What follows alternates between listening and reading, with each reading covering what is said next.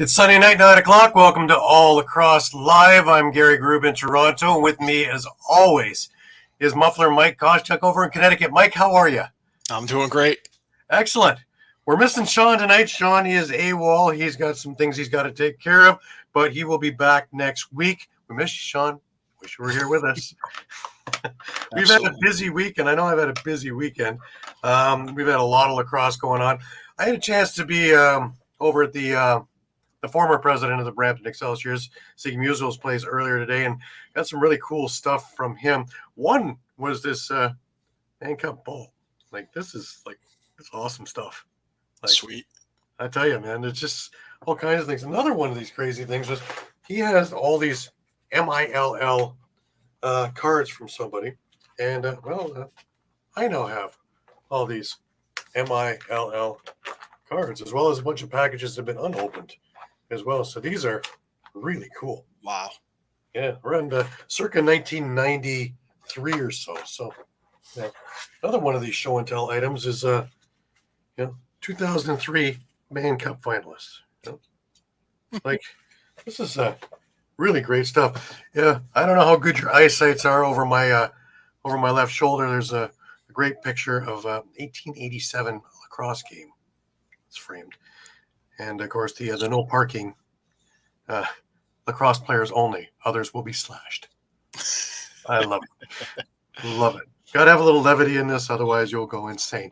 We had a lot of games over in MSL, WLA, OSL, as well as there's a lot of crazy stuff coming out of OJLL that we're going to try and delve into and try and figure out for you. In the meantime, of course, Eduardo is with us. Hello, Eduardo. Welcome. Hey, Eduardo. Eduardo's coming to us from St. Augustine, Florida. Otherwise known as the surface. It's hot everywhere. Unless you are sitting in Alaska. It's hot. And I'm sure there's polar bears out there with suntan oil and sunglasses going, when is this heat wave going to be? You know what? Mike, I want you to remind me in the dead of winter in February when it's minus 37 without the wind. Yep. And, you can keep meat in this room. And, we can discuss about, that day in June that was 31 degrees and we're also, oh man, it's so hot. I'm not complaining about any of this stuff. I'll take this. I have air conditioning. I can live with this. But before we go any further, just a few things for the network to get it out of the way. It's a reminder that all of our shows are streamed live across Facebook, Twitter, YouTube, and also Twitch. And you get all the action on eopsports.com. Remember to hit the subscribe, follow, and like buttons. Always share. Tell your friends. Tell your coworkers. Tell everybody. We're here. We're live. We're interactive. Enjoy all of our affiliates as well. As you can see, there are shows every day of the week. Trending in the AM is an awesome show. If you have a little bit of time in the morning, go on to eopsports.com. Check it out. They do just some amazing talk. So it's an interactive show. It is a lot of fun, and it is informative as well. Of course, my favorite is Steel Steps at 10 o'clock on Fridays. Catch up on all the wrestling. Of course, our colleague Pat is one of the mainstays in that. If you've missed a show, no worries. You can grab all the podcasts on all the major podcasting companies, which include Amazon, iTunes, Google Play, TuneIn, Stitcher, Spotify, and so much more. As well, you can catch it on the YouTube page of eopsports.com for all of the shows. Or if you're looking for our show in particular, please head on over to our YouTube page at All Across All the Time, where you can catch retro games, interviews, our library of shows, and so much more as well. And more coming. So always lots of things going on. Remember, you can stay up to date with all sports by visiting eopsports.com with great articles from our huge staff of contributors. While you're there, please subscribe to our weekly newsletter. Lots of information for everybody. Dave, what's going on? Hey, Glad Dave. to have you with us. We're doing just great. See, I don't mind. Yeah, I get it. But I'm pretty sure Saskatchewan is pretty warm right now, too. It is a heat wave that's all across here, so... Yeah, Eduardo could just meet you in the meat locker in Coburg for a major series game. I tell you, if you want to cool off. It's sounding more and more appealing tonight, and it got kind of hot in there. We'll get into that, but Oakville is undefeated no more. the Kodiaks stun the Rock. But we'll get into that. Don't you despair. But a few things of reminder. Remember, just around the corner now, only 2 weeks away, is the third annual Rob McDougall Memorial. Remember, we got a Junior A game at 3 p.m., which will include the Oakville Buzz. Celebrity game at 6 p.m. I will be there for that. All kinds of celebrities from everywhere going to be there. It is a who's who of everything. So you're going to want to be there. It is a lot of fun. It's a great game as well. And you figure it's one of these, where pussyfoot around and do it. No, man, it's an excellent game. A lot of fun. And while that's all going on, a silent auction from 4 till 10. All kinds of great stuff.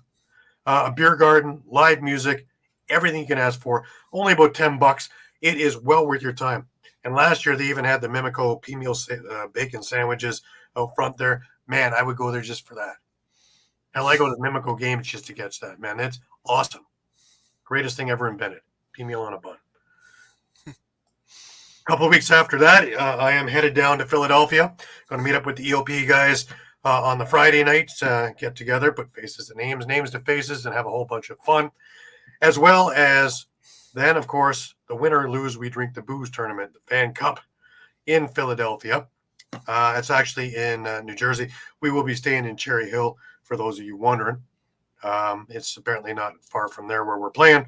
All day Saturday is a lacrosse-a-thon, and followed by the banquet and, the icing thereof. And a long drive home with iced knees. The Gales Picnic in the Park is coming up on the 27th of July. Join them at the Tyrone Community Center, which is 2716 Concession Road, which is in Clarington. Painting, Mike's favorite, jumping castles, treats, and so much more. 1 till 4, going to see all kinds of alumni, have a great barbecue, all kinds of fun. And you can discuss stuff with the Gales. Maybe even talk about the Prague trip that's coming up. Some new faces coming in there, some great people coming on along it. It's going to be a fantastic trip next year to Prague, too. Remember Lacrossing Barriers, that camp is starting up in a week, July 2nd and 5th, August 6th to 9th, and August 26th to 30th. All abilities and all possibilities day camps designed to allow anyone who chooses to learn, laugh, and play. They guide everyone who comes to participate in the way they need. Ages 5 and up, 9 till 3. Options for drop-off early and late pickup. Just email Scott at lacrossingbarriers.org. Get all the...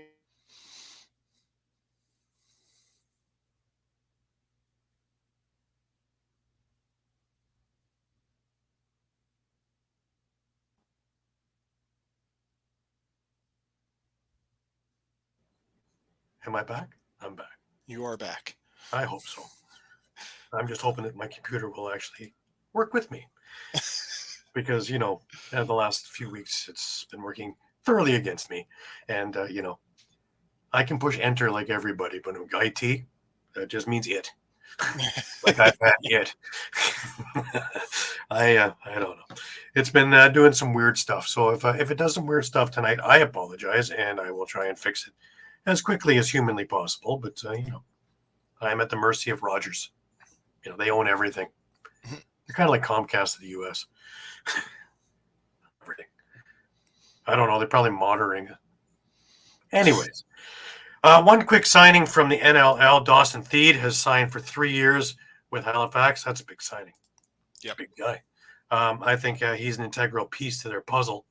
I got a feeling that there's going to be a number of moves and shakeups because it just hasn't worked in the design plan that they've had.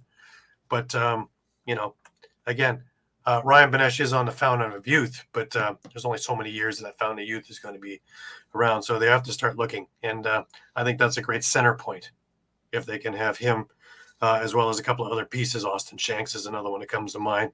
Of course, Clark Peterson comes to mind, let alone Tyson Bell and a few others on defense with, Warren Hill in that. And we'll talk about some stuff that Warren did this week because he made history also this week. The Rock made a trade. The Oakville Rock made a trade yesterday, and it paid dividends today, actually. Oakville received Tyler Hendricks and Latrell Harris. Latrell Harris is still in rehab, but he should be back just in time for playoffs. So if he's not obviously not doing PLL, so he'll be available for MSL. Coburg received Nathan Grennan and a conditional 2025 second-round pick. Now, here's the interesting thing: is today Grennan had 3 goals and 3 assists against his former foe, so he paid dividends immediately in Coburg's big win over the Oakville Rock at the Meat Locker over in Coburg. Now, scary stuff happened earlier this week. All my years of doing this, I have seen all kinds of injuries. I have seen all kinds of events. I've seen all kinds of different things. I have never seen a game canceled due to injury. Due to a serious injury, tonight's game, this was Monday, against Six Nations, been postponed, and we replayed at a later date. What happened was Callum Jones and another Brock player ran into each other. He went down hard and was not moving. And 911 was called. Then nobody wanted to take any chances, as they shouldn't, with those kind of injuries. And they canceled the game as they waited for staff to arrive. Tuesday's update was early in Monday's game against Six Nations. Callum Jones was injured and taken to hospital. Callum is at home recovering. Before provide any further updates when available. Tip of the cap to the Rock medical team, including Tyler Quinnell and Emily Kenyon, as well as local paramedics for their swift action. The game would be rescheduled at a later date. It's great news to see that he is recovering, and it looks like it was just a stinger, but that's very scary.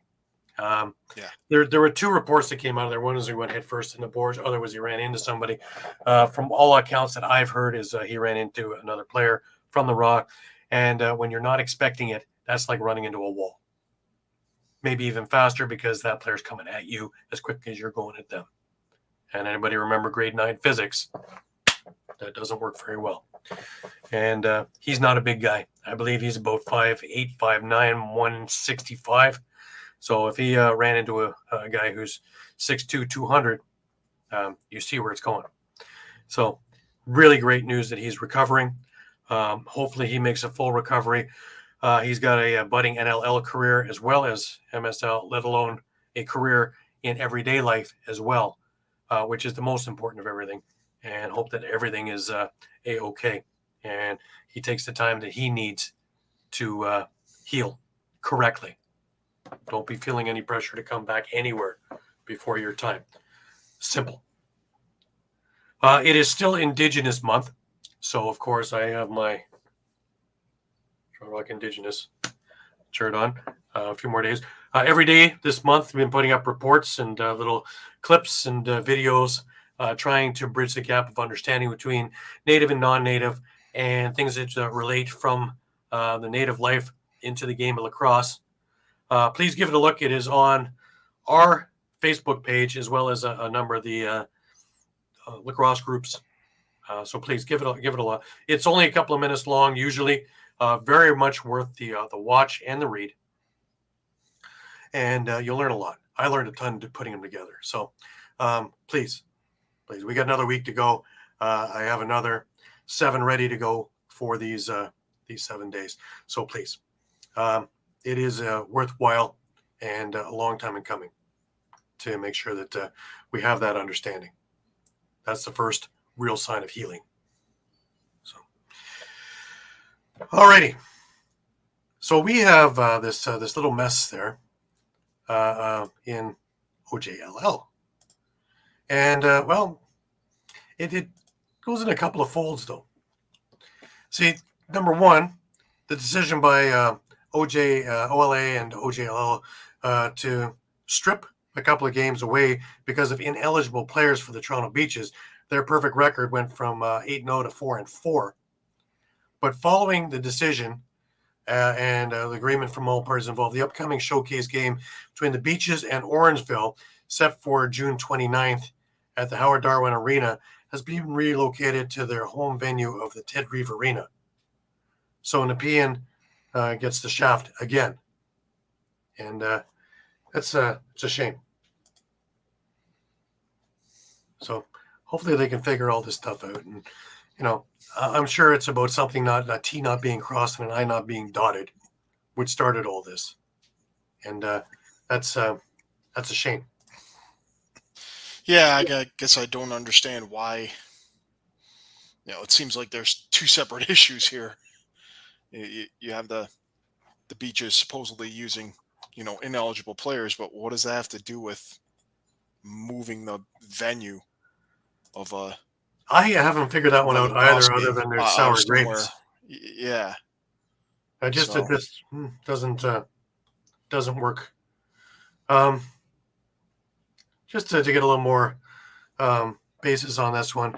The Ontario Junior Lacrosse League and the Ontario Lacrosse Association have completed a review of player transactions and movement of each team within the league. It was determined that the Toronto Beaches Junior A Lacrosse Club exceeded the maximum number of direct releases permitted under OLA Regulation 6.35A. Additionally, the club allowed the participation of a player who was not properly rostered to an OLA team prior to the season. Players involved are not responsible for these violations, and their eligibility has been properly reclassified according to their status. Furthermore, we're working with the Toronto Beaches Junior A Lacrosse Club to assist in their understanding of the regulations of player movement to prevent further instances of ineligibility. As a result of these violations, the first 8 games of the 2024 season played by the Toronto Beaches will be reclassified as forfeits in the league standings. Consequently, the points from these games will be awarded to each opponent. The score for all games involving ineligible players will be recorded as 0 for Toronto Beaches, and the score for the opposing team shall be attained during each respective game. Toronto Beaches Junior A Lacrosse Club has the right to submit a request for appeal of this decision to the OLA as outlined in the OLA's appeal process. Further updates will be provided as necessary. Following this decision, with an agreement from all parties involved, the upcoming showcase between the Toronto Beaches, Norrisville, set for June 29th, has been relocated. We recognize that this situation is unfortunate for all parties involved, including the league, the Toronto Beaches, and the players. We regret the necessity of these actions, but remain committed to ensuring a fair and competitive environment for Junior A in Toronto. In Ontario. Just to look at the new standings. If I can get this shared.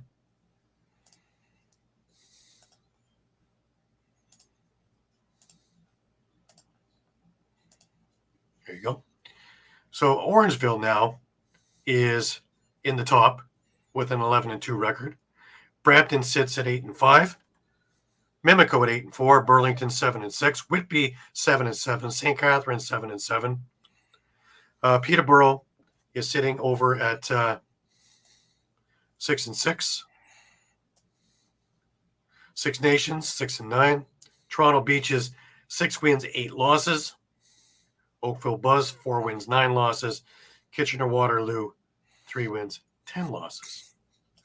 So a whole upheaval of the standings. now they were at the time of the decision they were 12-0, and Right. that 12-0 turned into 4-8. 4-8. Correct. So now they are 6-8. So they're still winning. So you watch, they're still going to wind up on the top or close to it. Just without that perfect record, whatever that means. Anyways, before we go any further and dig into the week that was, other than that in Junior A, just a reminder: this part of the show is brought to you by Sherry's Tickets. Great moments don't just happen, they happen with you in the crowd. Sherry'sTickets.com is easy to use and has no hidden fees. The price you see is the price you pay. Pay less, play more with Sherry'sTickets.com and get the tickets you want. Save even more by using the exclusive promo code EOP10 and share an experience that will live on. Don't pay hidden fees and save 10%. Why use any other ticket reseller and get those hard-to-come-by tickets to the big game? If you need a more personal touch, give them a call at 610-494-5050. Sherry'sTickets.com also has great theater and concert tickets that are hard to get your hands on. Remember, don't overpay with the rest and save with the best at Sherry'sTickets.com. For that next great moment, save 10% by using the promo code EOP10. Great moments start at Sherry'sTickets.com. Yes, they do. All right, just an update on the week that was. St. Catharines seems to have a little bit of revival since they got their points from that little switcheroo. They beat Oakville 7-5 on Monday. Burlington beat Peterborough 12-7. Tuesday, we had the Beaches beat Kitchener 13-7. Six Nations dropped 12-11 decision to Whitby. Big time game, that. Mimico and Oakville played a slobber knocker on Wednesday. Oakville came up on top 8-7. Burlington and Orangeville played each other on Wednesday as well. Orangeville came out on top 12-8. St. Catharines with another win, beating Peterborough 8-6. Remember, they couldn't get a win. All of a sudden, they can't be stopped. Interesting. The Beaches beat Whitby 14-11 on Thursday. Into Friday we go. And Mimico and Six Nations. Mimico wound up winning 11-9, but this thing was marred by this massive brawl at the end of the game, which just took all the interest away from the game. It was a free-for-all, so to speak. But, hey, this will happen. I have seen some crazy stuff over at the Mimico Arena. And just another one. Kitchener and Orangeville played each other on Friday as well. Orangeville came out on top 14-8. The Beaches again beat Whitby 9-7. Burlington slid by Brampton 11-10. Peterborough beat the Oakville Buzz 8-6. St. Catharines with yet another win on Saturday over Kitchener 10-8. Brampton beat on Oakville 15-3. Six Nations beat Whitby 9-7. And Orangeville today took care of Burlington 11-6. And that was the week that was. Some strange goings on. Like I say, St. Catharines couldn't buy a win. Now they can't be stopped. The middle teams, though, is what's really surprising. You know, Burlington, I expected a lot more. They didn't lose that many guys. And, they're sitting at just above 500, 7-6-1 right now. So. Yeah, I mean, I was going to say, I suppose it's a good thing for St. Catharines, considering, we were talking about just a few weeks ago, how potentially unfair it would be for them to have a spot in the Minto Cup if they were, a 3-15 team or something, right? Like that, just because they're the host, the host city. So, but I say Mimico and Six Nations, a lot of bad blood there. That's almost like the Mimico Brampton years from around 2016, 2017, 2018 era, where they just, not just the players, the fans, everything was upside down.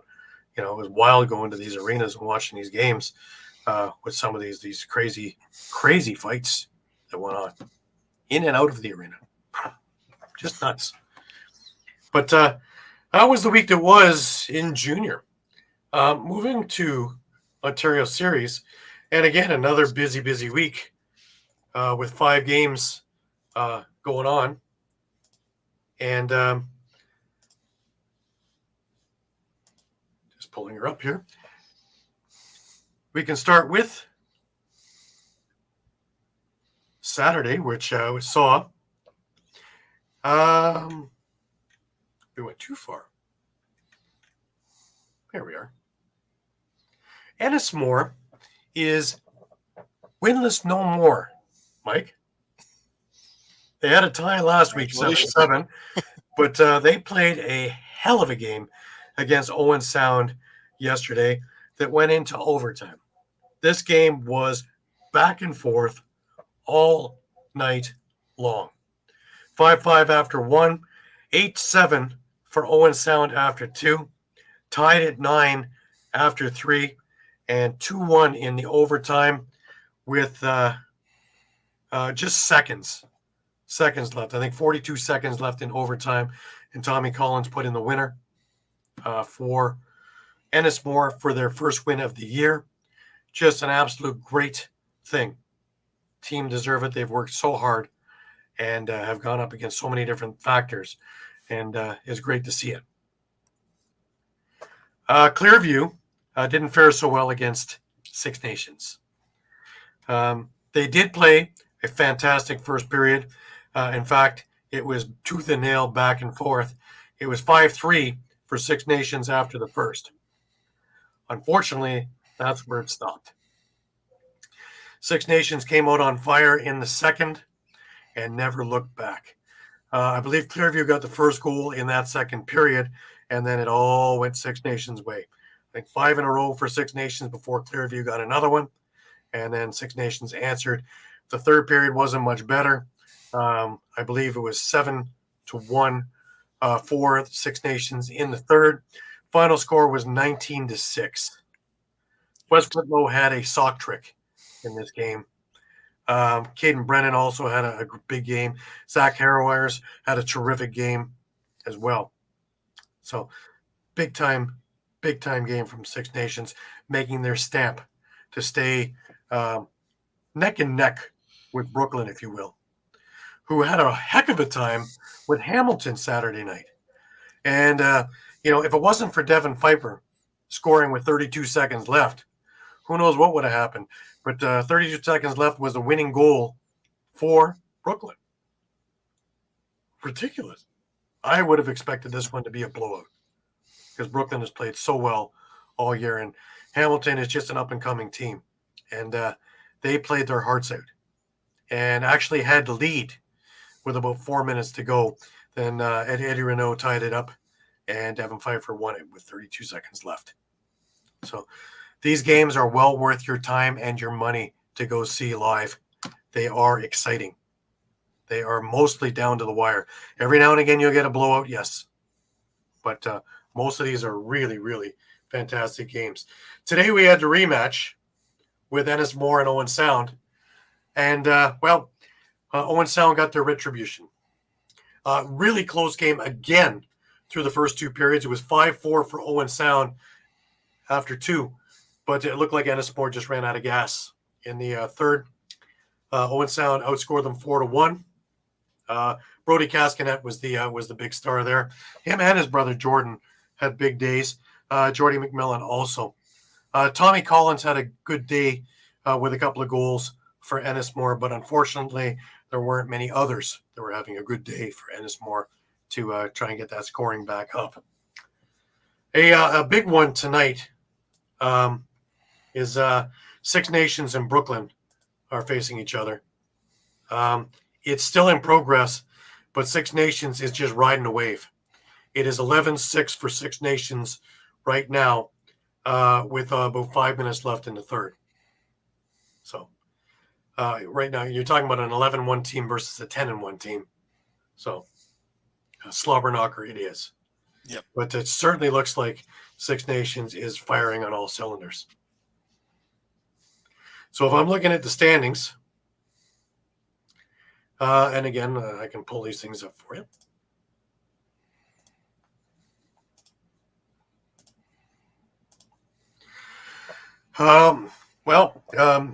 Unless something really crazy happens, it's going to be Six Nations that is 12-1, Brooklyn that is 10-2, Hamilton 5-5, Owen Sound 3-8, Clearview 3-7, all with a tie there, and Ennismore 1-11-1. They are all the columns are filled there, so that's a victory for them as well, and more to come. I think they are just an up and coming team. I really do like the makeup of that team, and I like the attitude of that team because nothing seems to faze them. Everything is a learning experience. Yeah, and is that league what, top four make playoffs or? Yes. Okay. Yes. So we'll see what happens, but it certainly looks like it's in stone. But why don't we take a break, and when we come back, we'll take a look at major series in Western Lacrosse Association. This part of the show is brought to you by Philly Sports Trips. If you're a Philly sports fan and you want to travel with your favorite team, then travel with the best. If you want to travel with the pros, then go to phillysportstrips.com. Philly Sports Trips features premium travel and tailgating experiences for the best fans, ever, the Philadelphia sports fan. Philly Sports Trips has self-travel packages and full travel packages available with round-trip flights for Phillies, Eagles, Flyers, Sixers, and even the Union. They even offer day trips for more local games. Go to phillysportstrips.com, Sign up immediately and tell them EOP sent you. Do not forget, Philly Sports Trips has all the away trips for the Eagles' upcoming 2024 season, including the Brazil trip week 1. Jump on it now before you lose out on all these great opportunities. Go to phillysportstrips.com and don't miss the next great Philly sports moment. Absolutely, and some great trips upcoming, especially upcoming in the fall. But you have Phillies trips, Union trips, and then, of course, get in early for the Eagles trips because they're just going to sell out in a hurry if they're not already sold. So get on the website and give it a look, or give them a phone call and have a gander, because there's some great things there, and the prices are excellent. And what a way to meet up and get to know people with the same interests as yourself. That being said, Mike, why don't we get over to the Western Lacrosse Association? Lots of things going on there. As you notice in my background, my Shamrocks jersey is alive and well. Things are still rosy around here. And let's see how long we can ride this wave, because I know the bird will fall from the sky at some point. But, right now. Maybe not. We're not going to Irish, we'll just keep enjoying. Yeah, so we'll start with last Sunday night. As we were getting off the air, Langley was in the lead against Maple Ridge. They did end up winning that game, 18-11. Big day for the Scanlons. Chase Scanlon, doesn't matter which one. Yeah, they were first, second, and third stars of the game, combining for 31 total points. Chase Scanlon had 4 goals, 8 assists. Clay Scanlon had 5 and 5, and Charles Scanlon had 5 and 4. Some pretty impressive efficiency on the part of the Thunder. 18 goals on 47 shots. That's impressive. So, and Aiden Walsh, I know we talked about him and the possibility that, his confidence could be suffering with a team that's middling. Made 39 saves in the win, so the reps are definitely helping there. For Maple Ridge, stars Ryan Jones, 5 goals, 3 assists. Marcus Claridge, 2 and 2. Reese Porteous and Dylan McIntosh both had a goal and 2 assists. Nate Facken and Brandon Humphrey combined for 29 saves in the losing effort. So Langley then followed up on Wednesday with their second straight win over New Westminster. What's wrong with the salmon belly? No, that's an old. Yeah, I just thought I'd bring back a retro. That's an old relic. Still, beating New West is a big feather in their cap. It definitely is, and obviously it serves only to help Victoria widen their lead as they remain undefeated. So, low scoring affair, 8-5. Charles Scanlon continuing his good play for the Thunder. He had 4 goals and 2 assists. Robert Church, a goal and 4 assists. Nathaniel Kozevnikov, 2 and 0. Aiden Walsh, again, another standout game, 43 saves and only 5 goals allowed. For New West, Will Malcolm, 2 and 2. Jake Govett, 1 and 3. Logan Schuss, 1 and 2. Neil Tyak, 43 saves in net in the loss. So that's New West's second loss, I believe. Right. That gave him, the Timbermen a tough assignment. Yeah. So New West came home to Queens Park Arena the next night for the first of 2 against Nanaimo this week. They triumphed 13-9. Will Malcolm had a goal and 6 assists on the night. Drew Belgrave, a pair of goals. Logan Schuss, 1 and 2. Justin Getty got the start in net for the Salmon Bellies, 25 saves in the win. For Nanaimo, Zach Mans, 3 goals, 2 assists. Colton Lidstone, 2 and 2. John Phillips, goal and 3 assists. Taggart Clark, 3 assists. Devlin Shanahan, 33 saves. in the losing effort. Moving on to Friday, your beloved Shamrocks Absolutely. were in the swamp to take on Burnaby. They come out with a 9-5 victory. Pulled away in the third. Really, that was the difference. It was actually 6-5 Shamrocks after 2. And Chris Origlieri shut the door on the Burnaby Lakers in the third period. He made 38 saves overall in the game. Liam Phillips had a pair of goals. Patrick Dodds had 3 assists. Casey Wilson was making his season debut, had 2 goals and an assist. And then making their debuts, period, for the Shamrocks, Clark Peterson and Adam J. Both had a goal and an assist on the night. So nothing Just like gets add, richer and yeah, richer in it's the really adding a little more firepower to what the best team out west right now. The usual suspects for Burnaby. You had Jacob Dunbar, a goal and 3 assists. Ben Stewart, 1-1. Thomas Vella, 1-1. Ben McDonald, 1-2. And Keegan Milenichuk, 47 saves. So he faced a lot of rubber in the losing effort. So, but it's nice to see. It's nice to see that Burnaby squad have a little firepower of their own. And those guys, they're coming through. That I know 1 goal each doesn't sound so great in a 9-5 loss, but they are, they are putting up points. They're not having games where they're just invisible. Well, they're working hard, and it's a hell of a Shamrocks team.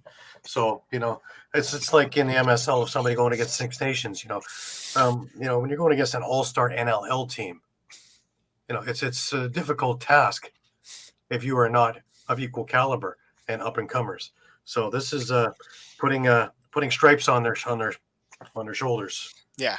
It's definitely a good core to work around. So a lot of San Diego Seals too on that team. So both teams really. And the Seals are probably looking at rebuilding. So that's probably really good news for a lot of San Diego folk. Yeah. That this is going on, and they're getting their their their young talent is getting reps, getting good reps. And any reps right now are great. Yeah, especially and that includes Jake Govett over in the West too. So yeah. Moving to yesterday,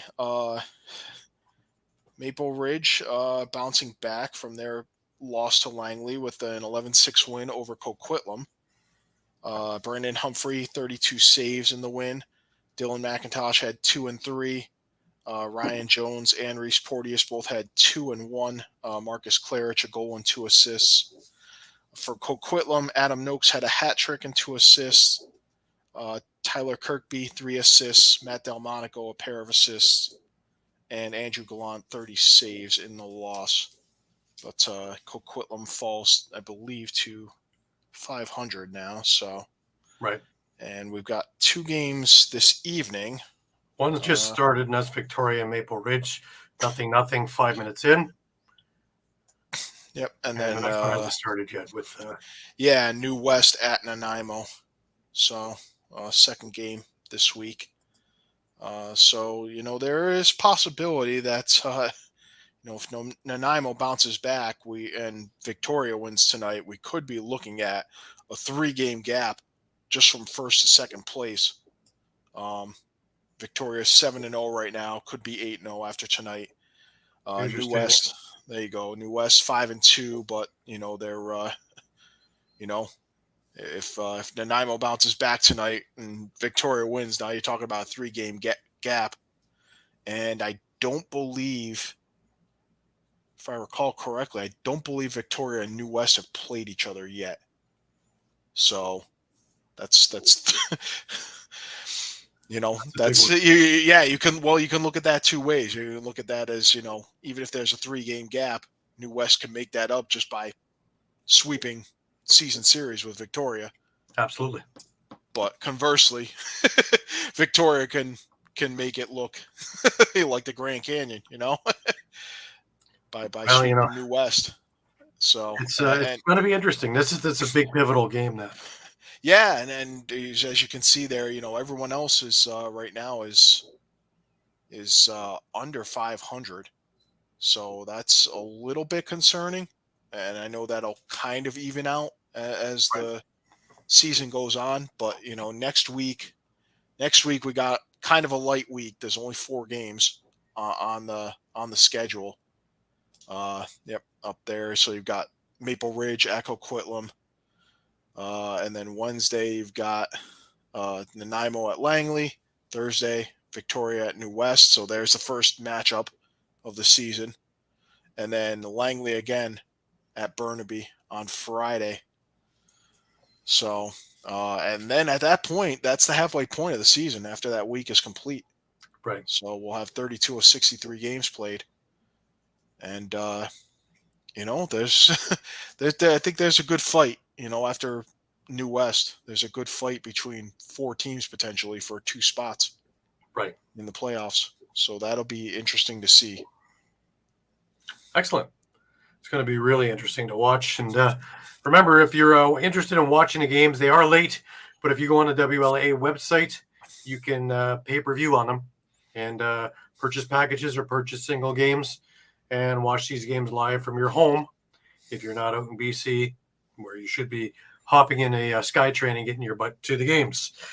Anyways, just before we move along, just a reminder this part of the show is brought to you by Dolan's Bar. When you're staying local and you want to watch a great game or just hang out with some great people, go to Dolan's Bar at 24 East Sellers Ave in Ridley Park, right off I-95 south of the Philadelphia airport. For over 65 years, Dolan's has thrived because of one reason: the amazing people of Philadelphia. Great music, great times, memorabilia, giveaways, great drinks, and great food. You never know when a former Philly sports icon walks through that door. You go to Dolan's at 24 East Sellers Ave, Ridley Park in the 19078. Tell PJ that EOP sent you. Go to dolansbar.com or follow them on Twitter, Facebook, Instagram, or TikTok. Absolutely. Sumi Dog is there in the glasses. Mike? So, this is prior. Disguise. Anyways, let's get ourselves on over to MSL. And like as we brought up earlier, a very bizarre week in MSL. It was supposed to be a 3-game week for 6 Nations, which is odd. Usually 2 is the max that they're playing. Most of the time it's just 1, but they had 3 games scheduled. And unfortunately, with this injury, of course, that Monday game is listed in the standings as a tie. It is not a tie. So disregard that tie by 6 Nations in Oakville. It is to be rescheduled at a later date to be determined. So obviously, it's not going to be too far down the road because before you know it, we'll be in playoffs. But it's coming. Anyways, let's move on a little further. Tuesday, a little bit more strange, is that Brampton went over to 6 Nations to play the Chiefs. Now, you have a Chiefs lineup that, of course, is an all-star lineup, and you have a Brampton squad that is up and coming and has had its bumps in the road, but has had its way and had some good experiences as well. Well, this game was they lost 8-0. First time I've seen a shutout in MSL in Senior A ever. I'm sure over the 100 years that it's been, there's somewhere down the road that there was another one. But as far as I can remember, and as far as anybody I've talked to can remember, there hasn't been a shutout in Major Series Lacrosse. So this is quite the to-do for Warren Hill. That's not to say that Will Johnson didn't have an extremely good evening, because it could have easily been 20-0. But he made some absolutely spectacular saves. And if there's such a thing as losing 8-0 and having your stock go up, this is that game. Now, right off the bat, Brad Cree was the one who got the first goal. He had the game-winning goal. So, right away, things are kind of strange. Eli McLaughlin, According to the stat sheet, Eli McLaughlin had 1 goal in the first. Then Dane Smith and Kellen LeClaire had a couple in the second. I was there. Eli McLaughlin had those 2 goals, so I don't know who was doing the stat sheet. But in my eyes, and same thing with the Six Nation Chiefs' eyes, Eli McLaughlin had a hat trick in this game. So we'll go with that. Austin Stotts, he had a beautiful goal in there. But Shane Jackson, Lyle Thompson, and Travis Longboat rounded out the scoring in this game. And 8-0 was your final. Obviously, Six Nations took their foot off the gas and played defense in those last probably 25 minutes or so of the game. Because they scored 5 in the second, easily could have been 10. They could have gotten a whole whack of them in the third and pulled back and worked on their defense to make sure that's up to snuff. So use that as a training experience as well. And they looked very, very strong. They looked very good. But 8-0 was your final. Warren Hill with the shutout. We moved to Wednesday, and Coburg, who's been struggling, visited the Brooklyn Lacrosse Club over at the Iroquois Sports Complex in Whitby. And a pretty good showing. Brooklyn wound up winning 8-5. But Coburg, though they didn't get a lot of scoring, they did play very, very strong defense, shutting down a very strong Brooklyn squad. So they could build from this. They were maybe a player away, maybe a Nathan Brennan away from doing some big. Never mind. We'll get to that one. Little tease for you all. But Kyle Waters had a big night for the Brooklyn squad with a couple of goals. Ryan Wagner looked great with a couple of goals. Brady Kiernan, Tanner Cook, Graydon Hogg, Jacob Hickey also had goals along the way. Big game. And Brooklyn just showed why they are sitting along with Six Nations. They just are resilient. Even when they don't seem to be on 100%, they're on. So that was Wednesday. Thursday, we had a couple of games. Very, very strong games going on here. And Oakville and Peterborough. And this one, if you remember correctly, when they played in Oakville a couple of weeks back, Peterborough had the game in hand. Oakville came up with a big third, came from behind and beat them by 3. Peterborough remember that too. And taking a look at this game, starting out in this game, Oakville opened up the scoring with Andrew Q. Matt Gilray tied the game up in transition. Thomas Hogarth gave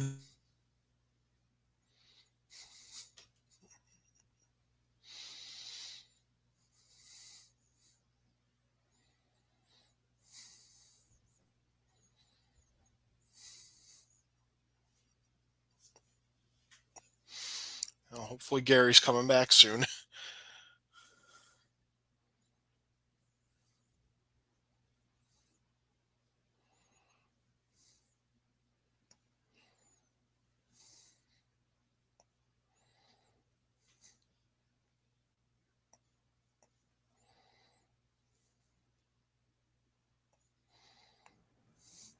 Am I back? You are back. I was trying to navigate to major series myself to keep the.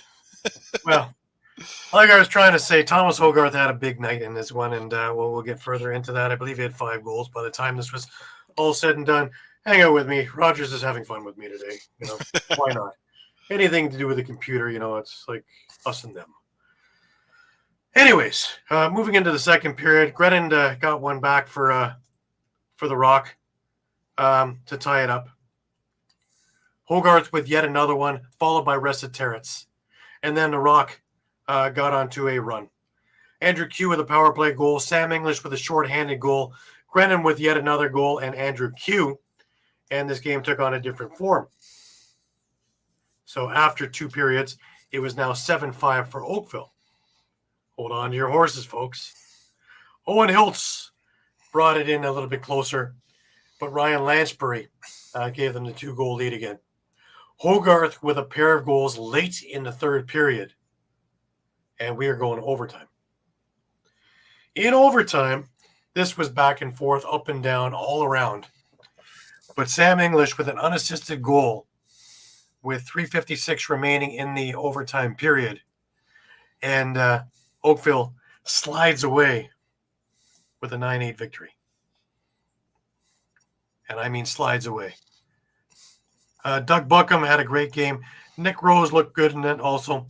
Peterborough had 66 shots in this game. So Rose made 58 saves. Yeah, I can see why everybody doesn't like him. Buckham, I'm hearing about, we should have had so-and-so, we should have had kills in the net. He made 46 saves in this game. He was not the reason why Peterborough lost. Like I said, and that's if I'm not mistaken, that's a sweep of Peterborough by Oakville, it is, right? It is. They won each both. Team's only playing twice. Mm-hmm. And no fault of Thomas Hogarth. He had 5 goals in this game. Rob Hellier had 4 assists in this game. Rosateras with a goal. Owen Hiltz with a goal. Matt Gilray with a goal.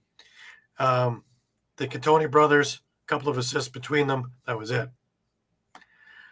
For Oakville, Ryan Lansbury with a goal and an assist. Sam English had 2 goals. Nathan Grennan, 2 goals and 2 assists in the winning cause for Oakville. It's a theme here, Andrew Q with 3 goals, 2 assists in this one as well. So, of course, when you have a guy that's doing as well as Grennan, I understand you want to get the Toronto Rock back and the band back together. So Hendricks and, of course, Lachelle Harris. But, man, when you're giving away a guy who's on fire, that one hurts. Six Nations and Brampton played the second of 2 games. And, it didn't go much better for Brampton. But again, you have a very young team going in against an all-star lineup. It was 8-0 for Six Nations after the first period. You see a theme here, do we? It was a 12-2 final.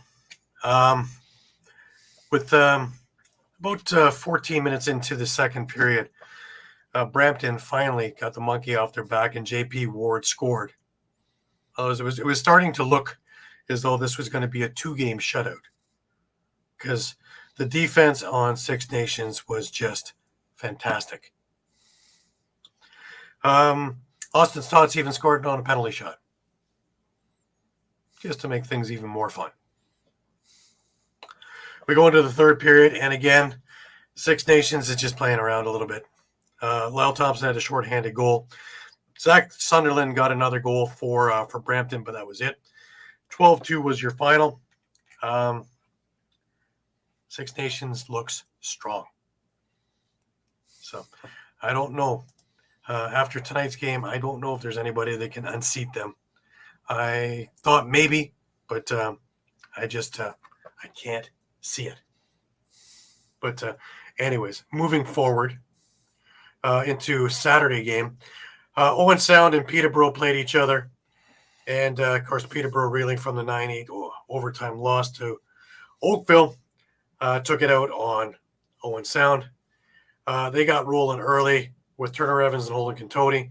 However, the MO of Owen Sound is they have a very strong first period. And it happened again here. Jackson Reed, Tyler Brown, and Elijah Brown, all had goals to put Owen Sound in the lead. Turner Evans scored with 6 seconds left in the first and was 3-3 after 1.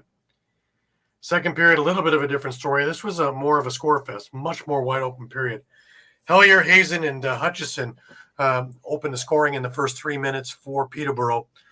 Owen Sound answered back. Bloombergs and Gustafson got goals. Now, here's where it got strange. Mitch Gustafson took a 5-minute high-sticking penalty. And in that power play, Rob Hellier, Thomas Hogarth both scored. Contoni got one, Tate Contoni. Just after that, again, Gustafson still in the box, but they're their 5th man back on after the 2 goals scored. Owen Sound answers back. Jake Cates gets a power play goal, followed by Brendan Campbell. But Hellier, Tate Contoni answered back again. Tyler Brown scored one more for Owen Sound with 1:33. And at this stage, it was 11 to 8 for Peterborough heading into the third period. And it was all Peterborough at this stage. Austin Hazen opens up the scoring 10 minutes in. Hogarth gets one a couple of minutes after that. Mitch Ogilvie in transition on a pass from Thomas Hogarth. And then Austin Hazen with 4 minutes to go. And this game finishes 15 to 8 for Peterborough. In net, Landon Kells. So everybody in Peterborough, relax. They're going back and forth. But again, Peterborough looking a lot more Peterborough-esque in this game. So we move to this evening. Now, here's the big one. Oakville went into the meat locker over in Coburg, and fresh off this trade that happened yesterday, and Coburg beats them 12 to 8. I'll go one further. Coburg was never trailing in this game. Now, that's not to say this wasn't a close game through most of it, but Coburg got the first goal about just 2 minutes into the game. Jackson Nishimura. Corey Highfield tied it up. Nishimura with a second goal, and then Marley Angus tied it up. David Anderson scored with Tyler Hendricks getting a power play goal with less than a minute to go. But with 38 seconds left in the first, David Anderson scored again, and it was 4-3 for Coburg after one. Braden Saris got a goal early in the second for Coburg on the power play. Tyler Hendricks got his second of the night.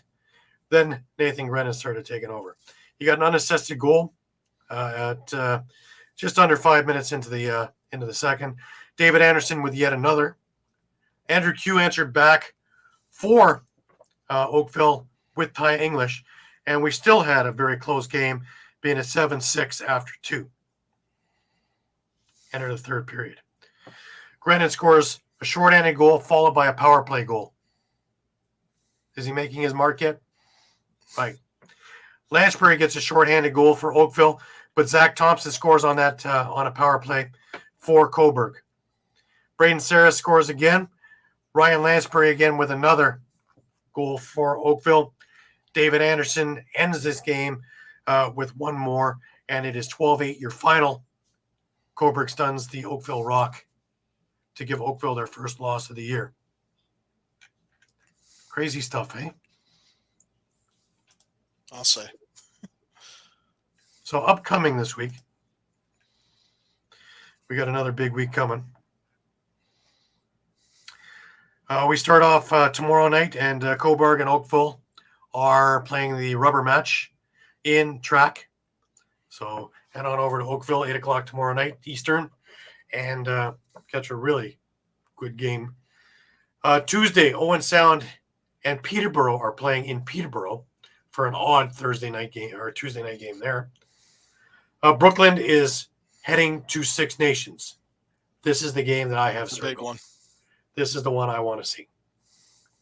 This is really the litmus test for Brooklyn. Thursday night, Coburg and Brampton play each other. If I have it correct, I will be in Brampton for this game. Six Nations and Peterborough play another big game for Six Nations, another big game for Peterborough. I would like to be there, but I don't think I can make it to Peterborough that night. Saturday, Six Nations plays Owen Sound in a 6 o'clock game in Owen Sound. And that's it for the week. That was in MSL. Big time stuff, guys. Big time stuff. Yeah. Huge ramifications in this week.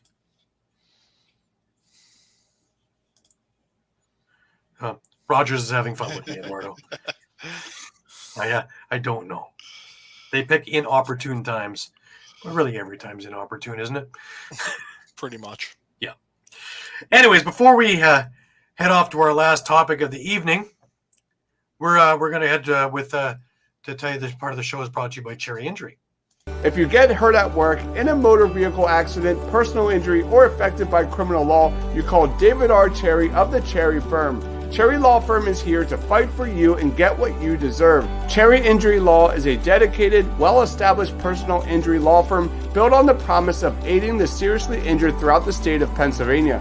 If you have been seriously injured in the state of PA by the negligence of another, and if you have questions for a Westchester or media personal injury attorney, please don't hesitate to call. Call 610-565-0300 or go to cherryinjurylaw.com. Let David R. Cherry fight for your right. And again, that number is 610-565-0300 or go to cherryinjurylaw.com. Absolutely. Just before we head on to the PLL, I just want to bring up the standings for MSL, and that is that Brooklyn is sitting in first place at the moment with 6 wins, 12 points. Six Nations, of course, undefeated at 5-0. Nice to see they've changed the score sheet and taken the ties away. Oakville at 4-1 now. Peterborough is sitting at 3-3. Coburg at 2-4. Brampton at 1-6, and Owen Sound 0-6. But fighting hard.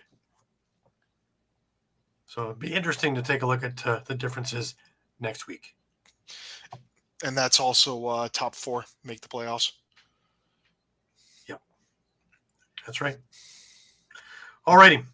PLL had the week off this week. It's a rough summer. I need to rest a little bit. Nothing like having a bye week in a 12-game season. Next week, it is in Minneapolis, Minnesota. If you happen to be anywhere in that vicinity, get your tickets. Go onto the PLL website, click on tickets, and pick them up because they are well worth your money, well worth your time, and you can catch 4 really great games. And everybody's playing because it's not a home game this weekend. So we have nobody sitting out. Now, my Atlas are playing Maryland Friday night at 7. And that's a big one. 4-0 Atlas against a 1-2 Maryland Whipsnakes. And this is big, man, because Maryland cannot go down 1 win, 3 losses. Damn near 4-4 then, because by the skin of their teeth last week. Right. What do you think, Mike? Yeah, I hate to say it's desperation already, but We're almost halfway in, right? We're getting to that point. This will be week. This will technically be week 4, and they'll play week 5 in Boston, and then they're at the All-Star break. So it's as much as it doesn't feel like it's crunch time, it's kind of crunch time already. Yeah, there really aren't a whole lot of weeks for error, is there? There isn't. I mean, again, the only saving grace here is that, as long as you're not in last place, you're going to make the playoffs. Yeah, no, I get that. And I get that. These aren't going to be, multi-game series, so anything can happen. Right. With the one game. Now we have Boston at Utah for the late game on Friday, and this is circled on my calendar. This is a big one too. I mean, this is basically to keep pace with Atlas in that Eastern. For Boston anyway, to keep pace with Atlas in that Eastern Conference, and Utah obviously with the win can kind of start to get maybe a little bit of a stranglehold on the Western side. Right. Now we move over to Saturday. California is 0-2, and they're fighting Denver, who's 1-1. And the Redwoods, I'm really not sure where they're at, and they really haven't impressed me with what I've seen in both games so far. But that's not to say that they can't turn this around real fast.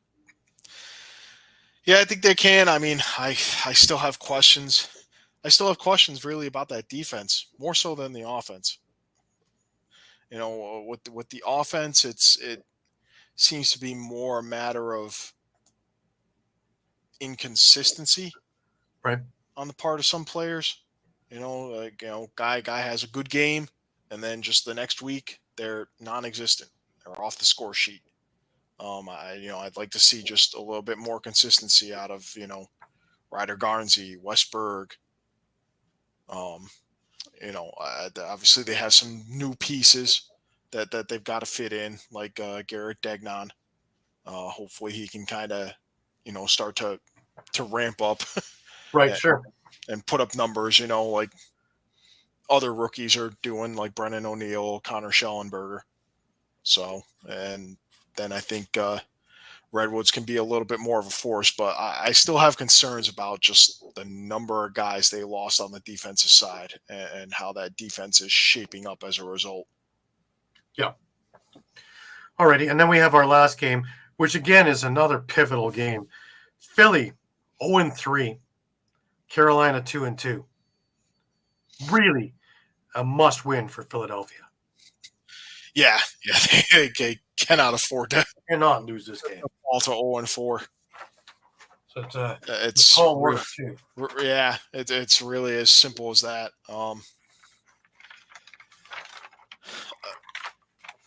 Again, I think the only thing that's kind of working, if you could say it's working in their favor, is their goal differential is pretty much as low as it can be. Yeah, it's -3. Given their record. Yeah, it's 3 1-goal games that they've lost. So 2 of which in overtime. So they're not as bad. Yeah. So I mean, your goal differential can't be any better than that, given your record. Does that mean you can be the best team ever to not make the playoffs? We're in that realm right now. They could be, but I guess I'm trying to be optimistic here. Mm-hmm. They haven't played Redwoods yet. Redwoods are also winless. The goal differential, I believe, takes precedence over the head-to-head, if I'm not mistaken. And I can't recall if they play Redwoods once or twice this year. I want to say I think they only play them once. And I'm not sure when that game is offhand. So if the Redwoods are struggling just as much, it could come down to that game. And even if the Redwoods, do win somewhere down the line, let's say they both end up 1-9, you could be getting in just on goal differential. Right. So interesting stuff. So there's all kinds of pivotal stuff. This is going to be definitely a weekend to take a look at and see exactly what's going to go on. Well, it's going to be an uphill climb, that's for sure. But I mean, they got to play a 10-game schedule just like everyone else. So I mean, all it takes is maybe a couple of wins, and if Redwoods aren't winning, I think I have a hard time saying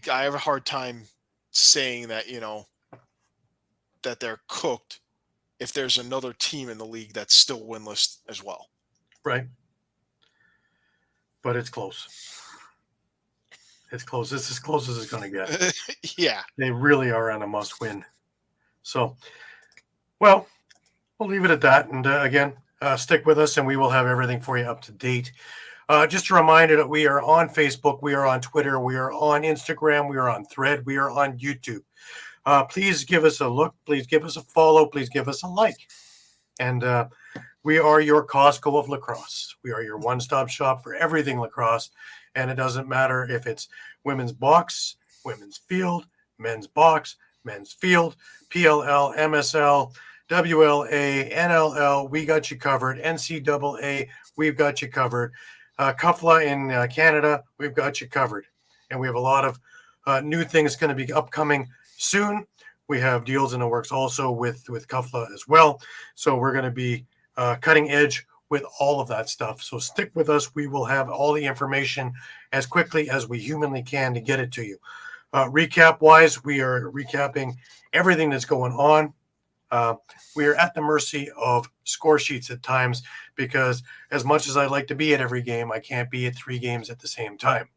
So through video, through score sheets and through the leagues and teams are we able to get all this for you. So please stick with us here. We give everything up to the date, up to the moment, and as accurate as we humanly can. With that being said, Water Dogs Redwoods, August 9th in Denver. That's the next to last weekend of the regular season. Right. So don't forget to book your plane flight.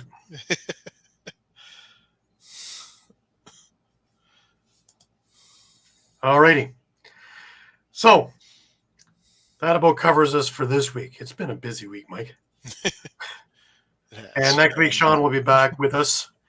Miss you, Shawn. Come back soon. He'll be back with us next week. Pat will be back as well. So Pat will be back with his Water Dogs update. Hopefully he's a little more upbeat. He was suicidal last weekend. So we're hoping he's a little more upbeat. With a Water Dogs win will put a bounce in his step, I'm sure. Absolutely. But we will be one week closer to the McDougall Memorial as well. It's just 2 weeks away. That's going to be huge. Yeah.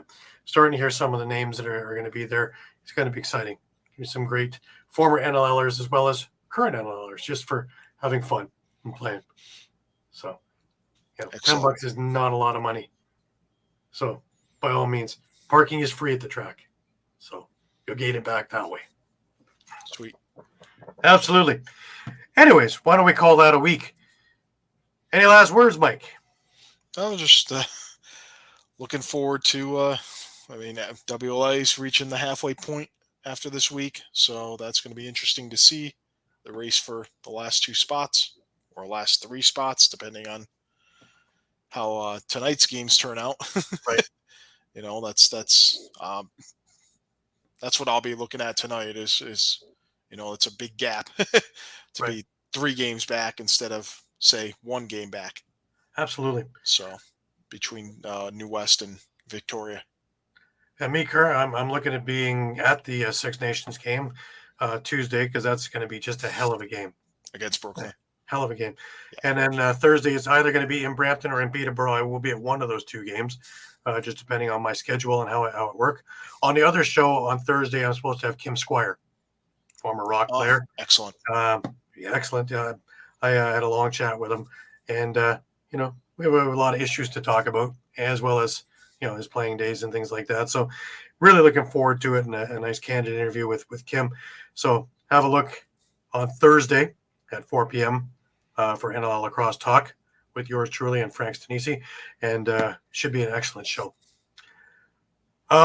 Also, I am looking at the Gales are in the playoffs right now, the Junior B. This Saturday night, if it goes 4 games, if they win it in 3, then, I won't be there. But Saturday night, I'm looking to being out in Clarington for that. Maybe I'll be doing the anthems for him again, since I am the rabbit's foot, it seems. But we'll see what goes on. They got a great team. So we'll see what happens as they move on upward towards the Junior B championships. So with that being said, for Muffler Mike over in Connecticut, I am Gary Groob, wishing you the best of weeks. And remember to keep your stick in your hand. And until next week, have a great week. We will see you next week at 9 p.m. Take care.